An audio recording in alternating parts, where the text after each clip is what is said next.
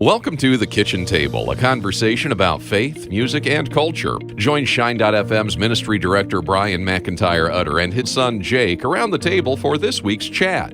Hello, and welcome to The Kitchen Table. We are a father-son podcast talking about faith, music, and culture. I'm Jake. I'm Brian. And welcome. We're so glad you are here. We're so excited to dive into this discussion today. A little back history of our show. We started this because I went off to college. 5 minutes away. But Five whole minutes away. But Dad wanted to start having these faith discussions with me that we had been having my whole life and kind of wanted to keep that. And I'm super grateful for that. I don't think I've ever told you this, but I love coming to see my dad and just having a discussion with him. And we want to inspire parents and children to have discussions with their parents for this. And so that's kind of the reason we started the show. So this week, how the topic came to be. We've shared in the past in our program about our youngest son has special needs, autism, and we're dealing with a lot of stuff with that. Mm-hmm. And one of the things that can happen in situations like that, we actually heard from a lot of people who listened to that program, and really they didn't feel like they were alone anymore. And that's the problem. When you're in that kind of a situation, you tend to isolate yourself.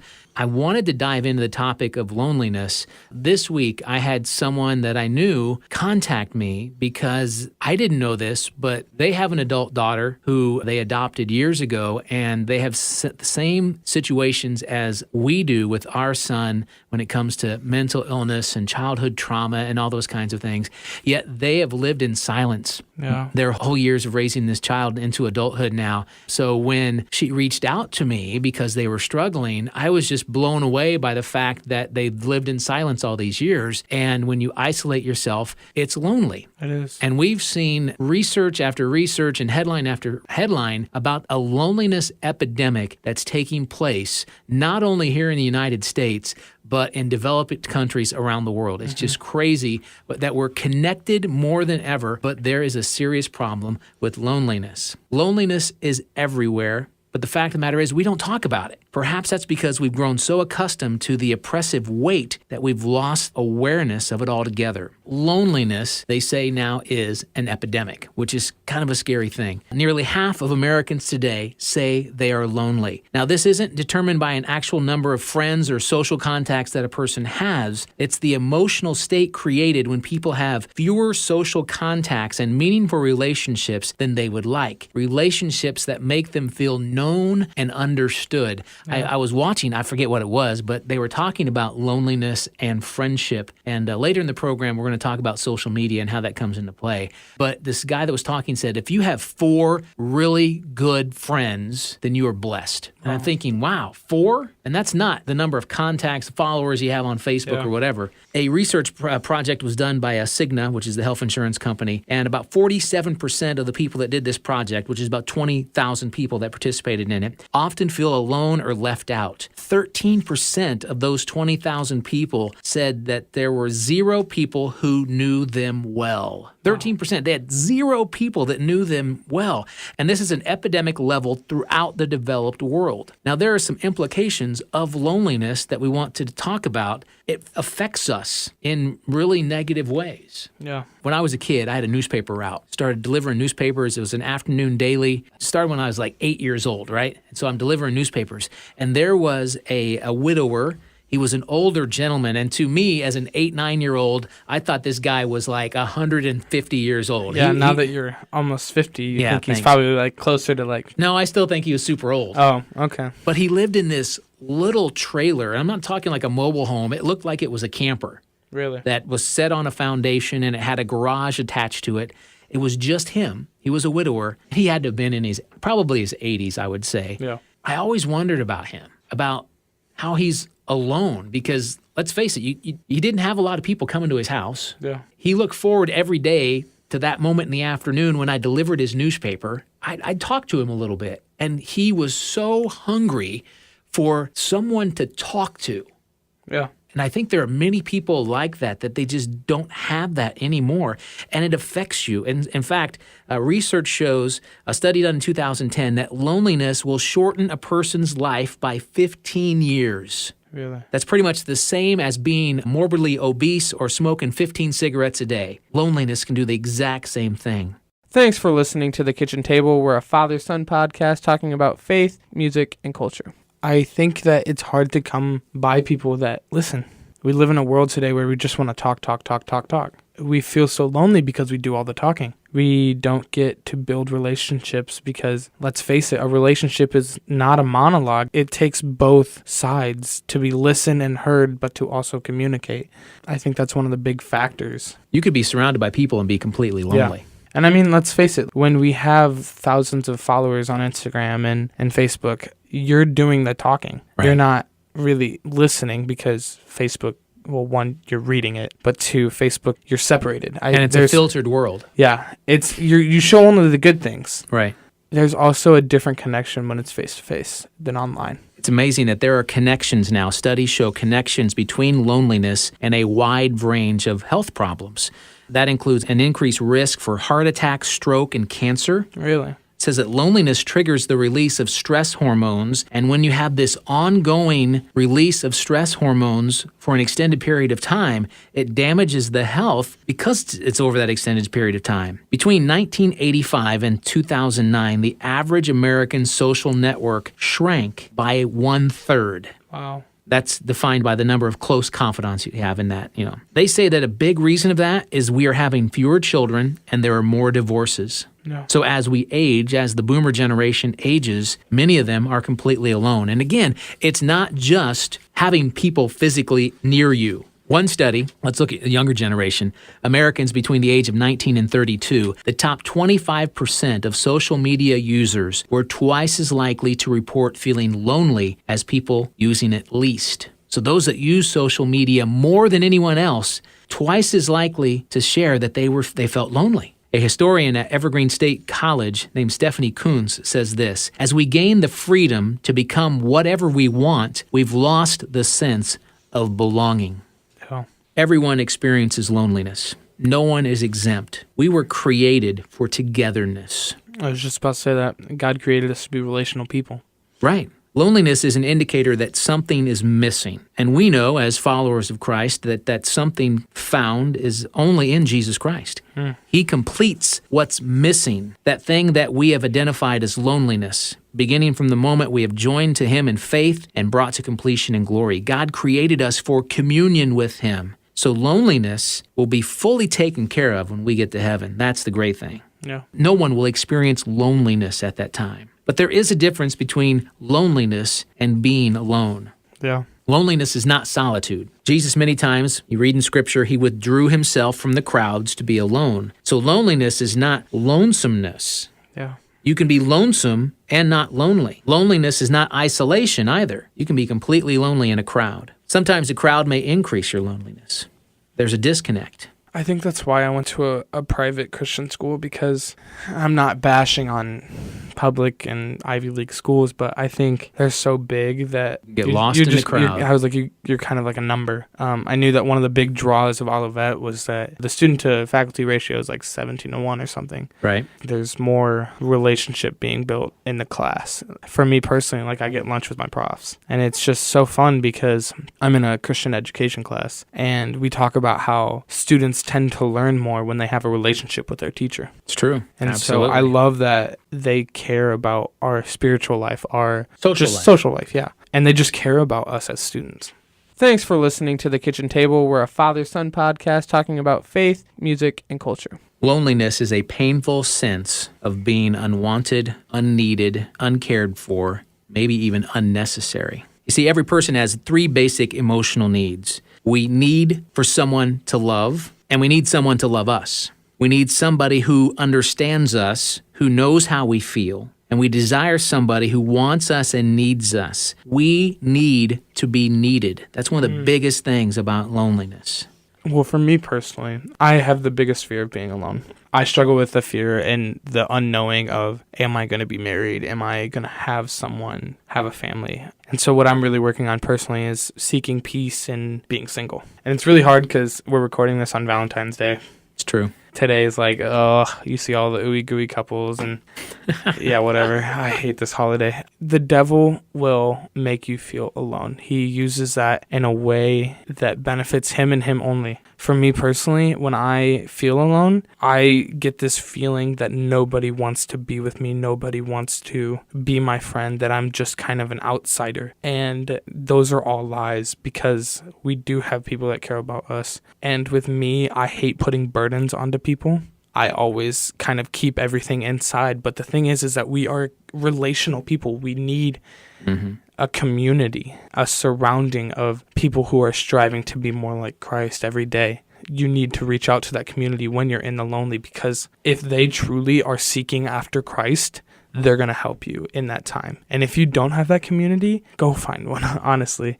I mean, if you're from Olivet and listening, come talk to me. I struggle with this all the time, and I have my community, and I would love to, if you know me personally, or if you just want to reach to us, I will specifically help you. But you do need to find the community in your personal life, because you always need that constant.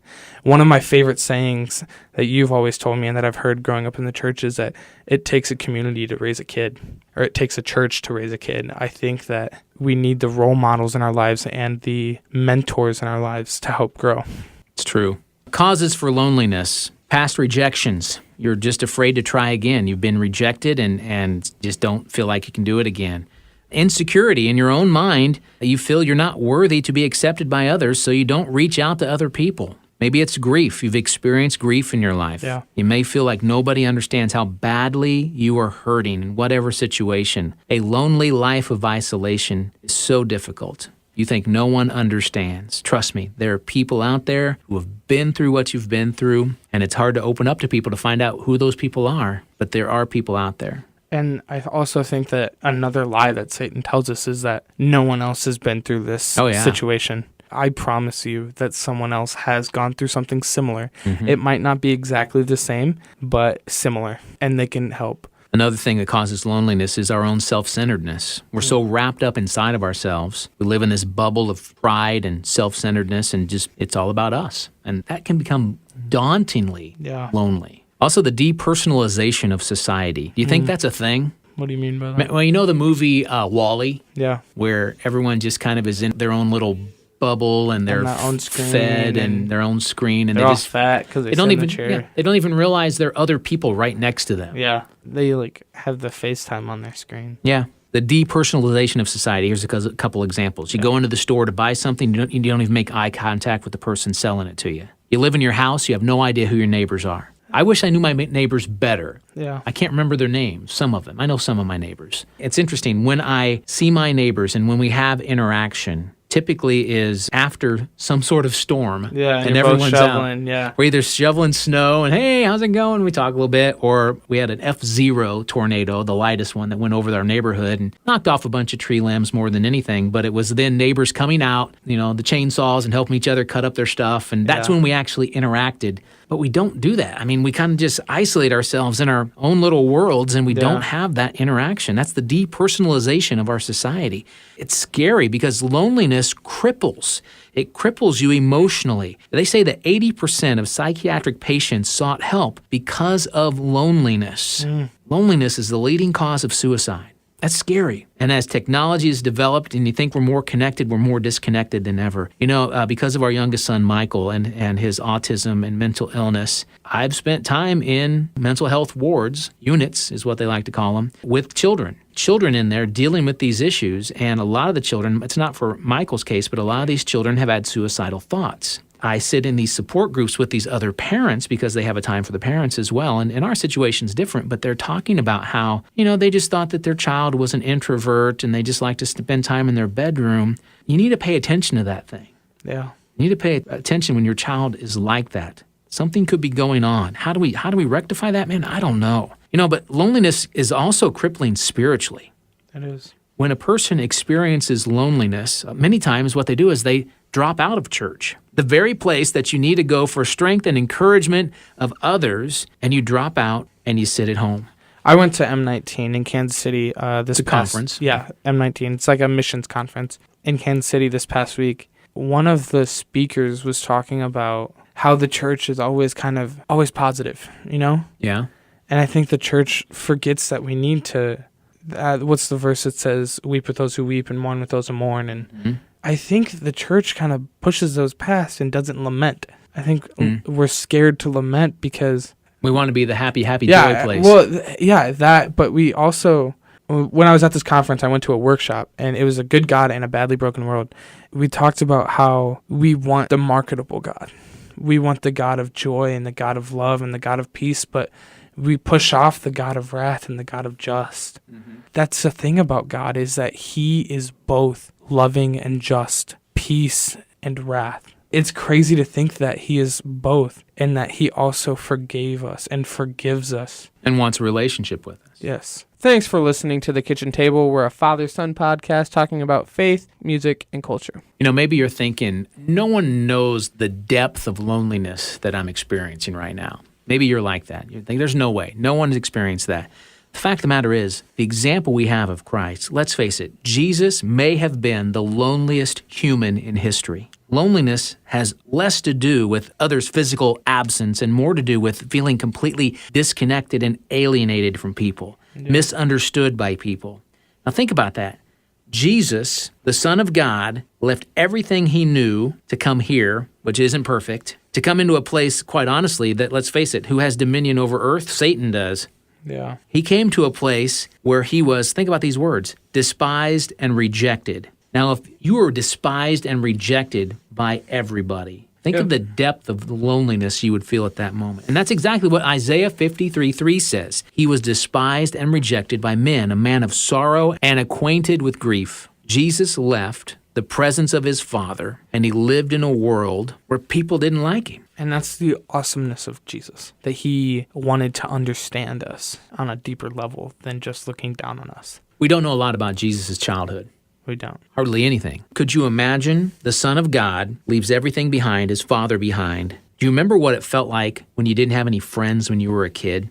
When you longed to have a human friendship? Do you think Jesus, when he was a child, was like that as well? But let's face it, he would have been the very odd kid from the neighborhood. He would have stuck out morally because he was sinless. They never quite would have understood him. Even his own parents, what we do know of his childhood, that story from his childhood, didn't really understand him. Yeah. Well, of course, I'll be at my father's house. And his parents didn't understand that. So when you think, well, no one really understands the depth of loneliness I feel, Jesus does. He sympathizes with this weakness more than anything we know. Loneliness, like every form of suffering, he understands. Hebrews 4:16, this is our promise. With confidence, draw near to the throne of grace, that you may receive mercy and find grace to help with every lonely need. Jesus understands it. So how do we respond to this as the church? How do we respond to really this loneliness epidemic that's out there? This is what we need to realize right off the bat.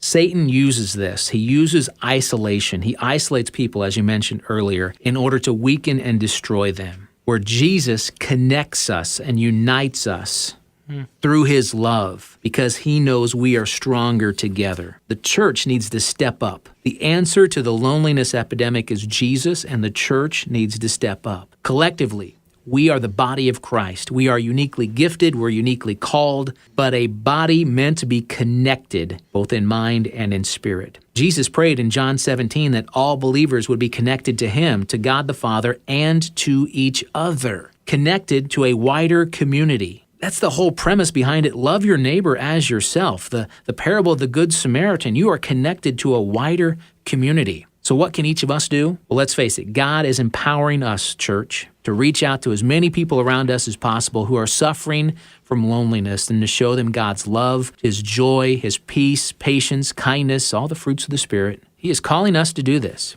We have spheres of influence. Yeah. Each one of us do. And God is calling us to make a difference, to be a connector. When we are a connector, when we truly know somebody, then that loneliness evaporates. Not just being with somebody, truly knowing somebody. There's a difference. One of those spheres of influences is right there at home, parents. The connection should start at home. We have to humbly love and serve our family. We have to allow our family to love and serve us. That means having dinner together. That means asking questions to learn what happened during their day and listening closely. You've mentioned this. We need to ask for prayer requests. Do you ask your children what you can pray for? Pray for each other. Encourage each other. That's a sphere of influence. That connection starts at home. The connection also starts at church. If you do not have a body of believers that you call family, Bible study, small group, whatever, or church, it's vital. Look for people in your circle of influence at church who appear to be alone. Talk with them. Learn about their interests. Connect them, once you know their interests, to others that you know who share those same interests. Help their social circles grow. It's more than just coffee hour at the church. Another sphere of influence is connecting in your community. You can keep an eye out for people who appear lonely. I see them all the time. When I was in Kansas City, we were coming back from dinner, and there was a homeless man. He was drunk he was not in the right mindset, and he started yelling. And I was leading the pack of friends. You don't even know this story. I haven't even told you yet. No. He started cussing me out. Basically, it was like, I don't even remember. But he just started yelling at me, and he was very mad at me for no reason. In the previous day at one of the services, Christina Huang, who was the speaker, amazing speaker, by the way. She is. If you haven't heard her, go hear her. Free plug, but the bell's not in here. Ding. She was talking about how when she's upset with her kids, which happens a lot, we just are annoying. When she's about to kind of go off on them, she pictures Jesus behind them because her kids they're children of God. When I saw this man yelling at me, when I had done nothing wrong, I pictured Jesus Christ behind him. Mm-hmm. I'm kind of upset with myself about this because I really wanted to go up to that man and pray for him, even though it would have been in a dangerous situation, but I didn't because my friends were holding me back. They wanted safety, and I understand that. I just saw it as God saying, all right, here you go. Here's your first challenge. Mm. I prayed for the man as I was walking back, and I prayed for him continuously that night. I really wanted to pray for that man, go up and talk to him and ask how I could help, but it would have been dangerous. A lot of times, we don't even see them. Yeah.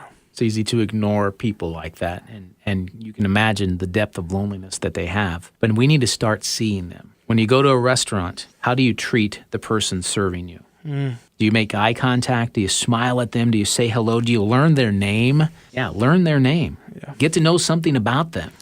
You keep saying eye contact. Yeah. Something that I've noticed with today's society is that eye contact is so rare nowadays. I can attest to this personally. I look down at my phone when I walk, or I look down. One, it's so I don't trip. But two, it's because I really don't want to make eye contact with people. Eyes are they're loud. They say so many things. They do. And so I think we hide our eyes, or we don't make eye contact with people because we are scared. You can see so much in eyes. So our fourth sphere of influence when it comes to connectedness is work. So we go from family, we go to church, go to the community, and then at work. The workplace is the best opportunity for us to connect with lonely people. We spend so much of our time at work.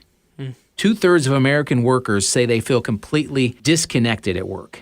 That has a negative effect on their performance. So we need to take the time to get to know the people that we work with, know their stories, find out what their interests are outside of work, discover something you have in common with them, because they're lonely people at work. This is just an opportunity for us to make a difference in the connectedness of life, whether it be at home, at church, in the community, or at work.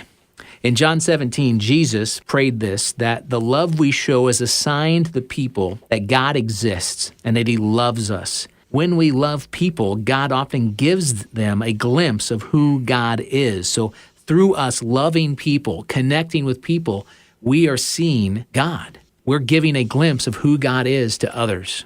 Yeah. The best way of showing what God is by acting like God, being Christ-like. Actions speak louder than words. If you just say that you are a Christian and say that you live the life of a Christian, but you don't actually, that's when you look hypocritical. That's why the church has such a bad look. But if you actually live out Christ-likeness, that is where the intentionality and the authenticity of a relationship comes from. I don't want to trivialize the answer to loneliness. I don't want to over-spiritualize it. The fact of the matter is the answer to loneliness simply is Jesus. One, Jesus understands your loneliness. He knows how you feel. We've already talked about that. He lived a life of loneliness. When He died on the cross, He was suspended between heaven and earth, completely disconnected from everyone. His own Father couldn't look at Him. Jesus died alone. In your loneliness, remember this, you are precious to Him. Had there not been anybody else on this earth, he would have died for you. Nonetheless, you have significance. He knows, he cares, and he understands your loneliness. You may be lonely, but you're never alone. He promised that he'd never leave us. Hebrews 13:5. Read it. When you get to the bottom, he alone will meet the needs that you have. He's the answer to your loneliness. God is present in our loneliness. He is there in times of grief and times of discouragement. He is there when others have forsaken us, given up on us, when our hopes are disappointed. He never leaves us, not even when our loneliness springs from sin or bad choices. When you belong to Christ, you're never really alone. Isn't that a good thing? It is. Hopefully it gives you just a spark today. If you're struggling, you can reach out to us. We like to meet new people. We do. Just know that you're not alone and that God is with you. Even though it may not feel like it, he still is. Well, that wraps up our faith question for today. Again, if you have a faith question you want us to discuss, the best way of communicating with us is by checking out the Shine.fm Facebook page. We have a group called The Kitchen Table, and you can be a part of that group. Just ask to be invited in. We'll let you in. It's a hoot. It's a hoot. So now we're going to move into our segment we call Music Matters. In Music Matters, this is a segment where we talk about music, whether it's new music or very obscure music, and then we get into some old music because we just love music. There's no other way around it. So our format typically goes like this. I bring a song to Jake. Jake brings a song to me. And then I go back and do an oldie but goldie from the past and bring that back and show Jake how awesome the old music was. Yeah. And still is. So let's start with new stuff. Brand new song. Excited about this one. One of my favorite people, just a super sweet, nice guy, Johnny Diaz. Oh, yeah. It's Diaz. It's pronounced Diaz. It's not pronounced Diaz. Trust me. He told me it's pronounced that way. He has a new song. I thought it went along very well with our topic today of loneliness. This is a song called Broken People. So Johnny's going to talk about the song, and then we're going to hear a short clip from it. So Johnny Diaz, Broken People. And just like everybody, I am filled with brokenness and inadequacies all over the place. And in the past, I've really had two responses to those things. I've either run away in shame and tried to hide them from God, or I've tried to puff myself up and make it look like I'm not that bad, at least compared to that guy. But I'm learning that there's another response, a healthier, better response, and that is to see our inadequacies as an opportunity for intimacy with God. See, if we turn to Him, we realize that where we are broken, He creates wholeness. And where we lack, He is the fullness. And so let's take our brokenness and bring it straight to the Lord. He loves the honest. He loves when you're real. 'Cause it's amazing and it's true. The way our God can use broken people. I've always been a fan of Johnny Diaz. Great guy. He is. I'm excited about new music from I him. remember I met him once, and he just had this heart, and it was really good. My song is United Pursuit with Will Reagan. And it's called Not in a Hurry. And with loneliness, I think it's because we live in such a fast-paced world. A lot of it has to do with that. A lot of people struggle with patience. This song is just talking about I'm not in a hurry when it comes to your spirit, when it comes to your presence, when it comes to your voice. I'm learning to listen just to rest in your nearness. I'm starting to notice you are speaking. That sounds like a song about a guy who understands our loneliness. Yeah, I think it's a great meaning behind the song. We need to practice patience. We need to be okay not knowing right now. And just to, I'm not in a hurry. I'm waiting for your time because your timing is perfect. So here's a little bit of Not in a Hurry by United Pursuit with Will Reagan. I'm not in a hurry when it comes to your spirit, when it comes to your presence, when it comes to your voice. I had never heard of that group before in my life. Really? So you introduced someone I love brand them. new to me. They're great. You occasionally do that. I'm kind of surprised. I Yeah, really you are. am. Because I thought I knew pretty much everybody. Yeah, just because you work in radio doesn't mean you know everything. This is true. This is true. All right, let's go back in time now. That was a sad sound effect. That's a time warp. Okay. We're going to go back to 1995. It was 4 years before I was born. Okay, so this, to me, is not super old, but to many people, it's old. I mean, it's older than me. Yeah, I guess. This And is I'm 19. This is the number one song from 1995. It's a group called East to West. It was actually a duo, East to West, featuring Neil Coomer and Jay DeMarcus. Oh, I thought his name would have been East, and then he would have been West. No, not at all. I'm That'd not have been cool. sure why they call themselves that. But Jay DeMarcus, when this group disbanded in the 90s, went on to be a part and is still a part of the country group Rascal Flatts. Really? Plays bassist and does vocals from Rascal Flatts. He started Christian music. And he actually just opened his own label, which has Christian artists on it. Really? Yep. That's awesome. Yeah. So this is the number one song from 1995 from the band East to West. It's called Still in Love. Still in love, wherever you are, you'll still be in His love. It's a good one. It's weird that music 4 years before my time. Yeah. It's new to you still. Well, not old, but because I'm old. Yeah, you're old. Yeah, okay. Yeah. All right, well, that's going to wrap up Music Matters for today. Now we're going to move into a segment we call Culture Shock. So Culture Shock, we tend to just talk about stuff happening in society, kind of what's happening in our culture. Maybe it could be with celebrities. Maybe it could be, about different things, parenting. Well, we've been talking about loneliness today, the loneliness epidemic, and we talk about technology a lot in our Culture Shock segments, especially when it comes to parenting. And we've discussed social media a lot. The loneliness epidemic, and we sort of hinted at it before in the program, has a lot to do with social media. They say we are more connected than we've ever been in society. News is instantaneous. There can be a message spread around the globe in a matter of minutes now. Yet there is a disconnectedness that is happening. New research is showing how social media platforms like Facebook greatly affect our mental health. Yeah. 77% of Americans have some form of social media profile, whether it's Facebook, Instagram, Twitter, whatever, many others out there. Studies have recently linked the use of social media to depression, anxiety, poorer sleep, lower self-esteem, inattention, and hyperactivity, often in teenagers. A new study has concluded recently that there is in fact a causal link between the use of social media and negative effects on our well-being, primarily depression and, here's the word, loneliness. Journal of Social and Clinical Psychology recently published that study. Jordan Young from the University of Pennsylvania says this about that study. What we found overall is that if you use less social media, you're actually less depressed and less lonely, meaning that the decreased social media use is what causes the qualitative shift in your well-being. Why do you think that is? What, the social media with... If you use less social media, those that use less social media are less depressed and less lonely. I think it's the factor of social media. Everyone's trying to prove their worth, not worth, but the pressure. Is it the pressure of amounting to something, and we have to show that? I don't know. I think it's because no one's gonna post, "Oh, here's a bad picture of me," unless it's like a spam account. But you probably don't know what that is. I don't. No, people make like a second account called their spam account, and they just kind of like vent on it. Oh, great. It's kind of dumb. I think the pressure of social media and like the fact that we're relating ourselves to each other.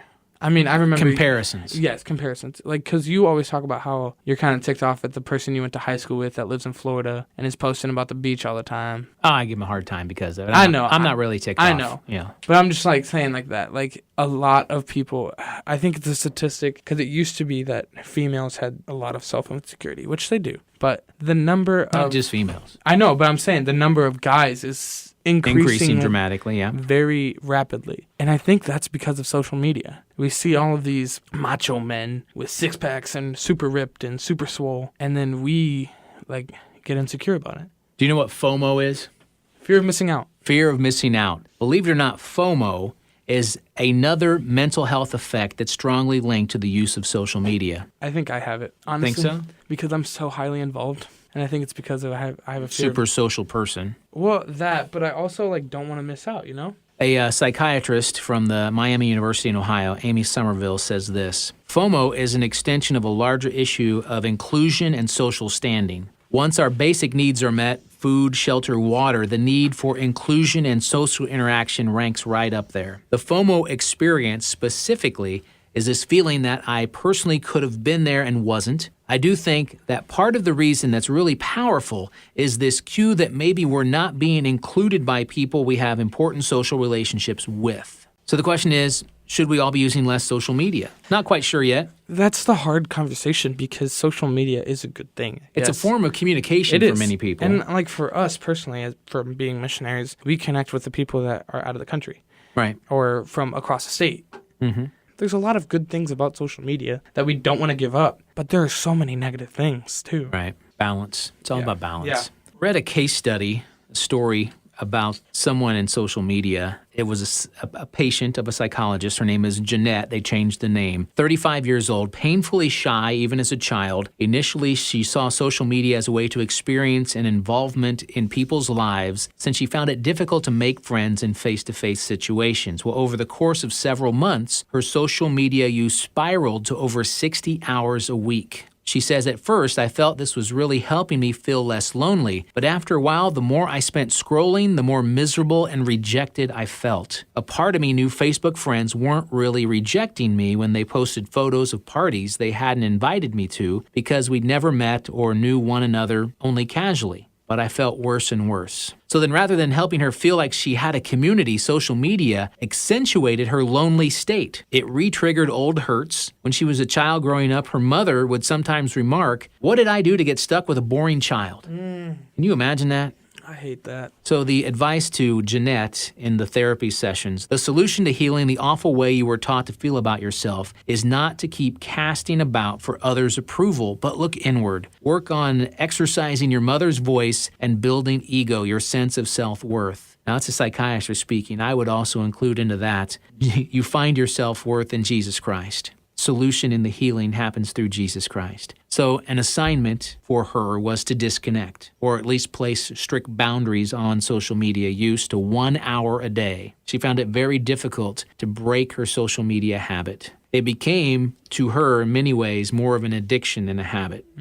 So it's not the answer. Social media is not the answer when it comes to depression and loneliness. As parents, we need to stick and abide by the rules. Yeah. 13 for Facebook. They say now, 16 for a smartphone? Yeah. Which is difficult, It is. especially with my 9-year-old who constantly asks for a phone. Nope. It's not going to happen anytime soon. Stand firm, parents. In the long run, it's going to be their best benefit if you're like that.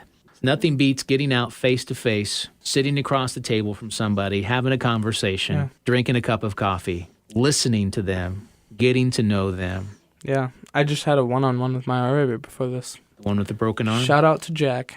He had the broken arm. So that wraps up Culture Shock for today.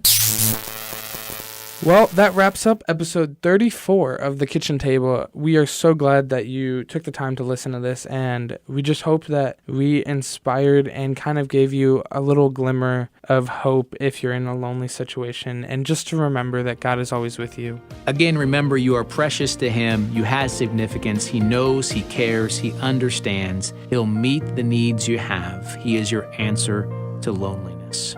Have a great week. Thanks for listening to The Kitchen Table on the Shine.fm podcast network from Olivet Nazarene University. Be sure to subscribe for more content delivered each week on faith, music, and culture.